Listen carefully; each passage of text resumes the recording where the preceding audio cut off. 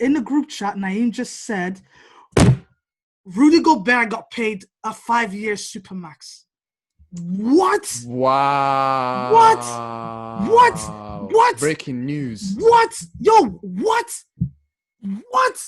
Did they not learn anything from Russell Westbrook? What? Wow. Well, here's the thing: we don't know how. Again, he's signed the contract, so that tells us that he's staying at the team for a few more years. But that doesn't eliminate the possibility of him potentially being moved.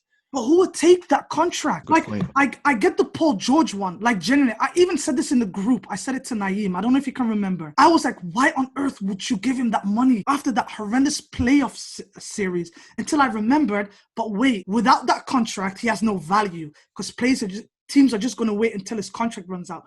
But now that he's locked in, a small forward, a two-way player, 3-and-D potential, not even potential, shown that he can be a 3-and-D guy, and he has shown that he can be a superstar. He can be the best player on the team. Like, you could sell yourself. Like, you could convince yourself to trade for him. At least it tells you, that the team itself are willing to pay their players. So if they, it's a sign to show the rest of the NBA players, that is, specifically the players. We look after our guys here at Utah. Like, that's what it's showing you. Like, that you're looking after a guy of your own. You've grown with him.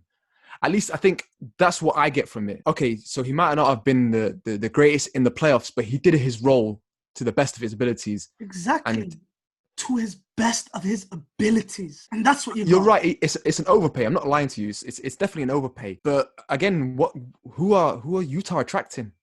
No one. But don't force yourself into a hole, because now you can't even build a team around that.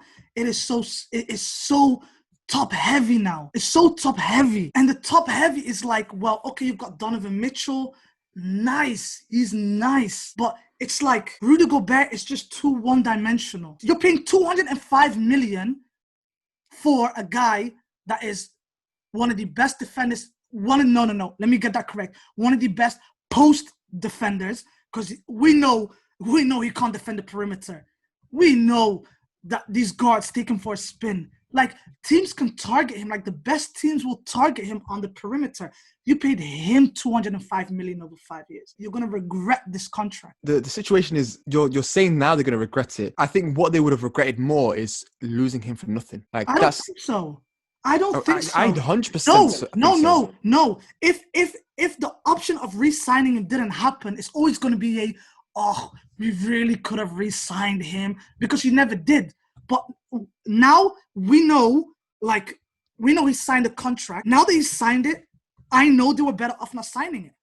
I know they were better off letting him go and just hope that they can somehow, some way, just get another. But what you're saying is that if they didn't re-sign him and he walked, that would have been better. Him not being on the team is better for the Utah Jazz. No. On a reasonable price, he would be perfect. But there wouldn't have been a reasonable price. It's this contract and nothing. Exactly, and that's why they should have sacked him off. You can't look at him and say, well, like, what option do we have? We need to give him $205 million. For the next couple of seasons, he's going to be fine. Even for the next 3 seasons, I think he will still play up to some sort of level where you'd expect a $25, $30 million player to be playing at. Again, he is one of the best low post defenders.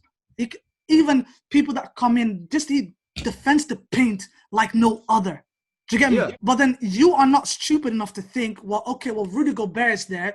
Well, we already play on the perimeter anyway, so how about we just don't go anywhere near him? But you know what? Another thing that's probably worth mentioning at this part as well is that the Utah Jazz were one shot away from making the next round and playing the Clippers in the bubble. Yeah. Like, they were a Mike Conley bubble. Like, they needed a Kawhi Leonard against the 76ers type bubble. Like a bump where it just goes and then it just falls in. Like, that's what they needed. And perhaps if they had beaten the Clippers, which with the way Clippers were playing anyway was a possibility. If they beat the Clippers and played LeBron James and the Lakers in the finals, would we be talking about Rudy Gobert the way we're talking about him now? I don't know.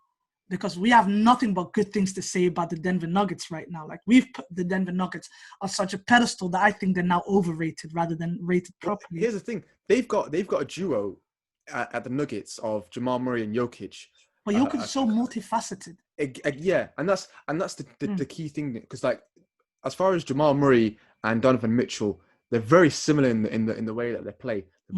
Like high level scorers. Jokic doesn't play like he plays some defense, but like it's nowhere close to the level of defense. Never. But at the same time, offensively, you know. Yeah, like Rudy cannot pick a pass like Jokic can.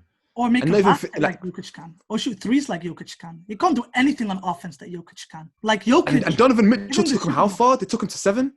Yeah. Is it 7 or 6? Yeah. Took 7, it was literally like that. While I was watching that series, it was literally like, well, if Donovan Mitchell is not there, they're not scoring a single basket. Like that's the game. It was either we ride Donovan Mitchell to hell, or our wheels are going to burn off. Like it's one or the other. And that's a poorly constructed team. If the way that you're playing is, well, we're going to win if Donovan Mitchell can take us there. But if Donovan Mitchell is not on the court, there's no way we can win.